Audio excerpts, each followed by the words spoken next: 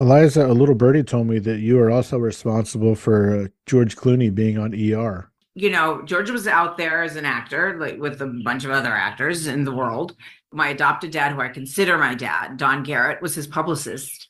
And so, he was like, he's really frustrated. He keeps auditioning and almost getting parts. Can you kind of take him under your wing as a casting director? I read him for everything. This is before people would self tape or even before you even taped auditions. There's an after school special called The Gambler about a teenage gambling addict. And it was just supposed to be his best buddy. Bob Singer and Joe Stern were producing and directing. I probably brought George in 11 or 15 times as the best friend. And they're like, yeah, we like him. We don't see it, whatever. To a point where one day we had an emergency weekend casting session at my dad's office. And George came in with blackened teeth and a trench coat, which had nothing whatsoever to do with the character or the piece. And Bob Singer walked through the waiting room and came to me and said, you got to talk to your buddy, George, because I don't know what the hell he's doing, but he's like all dressed up for something else. And I went out and I was like, so what are you doing? And he's like, I don't know what they want. I keep coming in. I'm not getting this part. And I just want to do something different. And I said to them, you have to cast him. You just can't. And they didn't.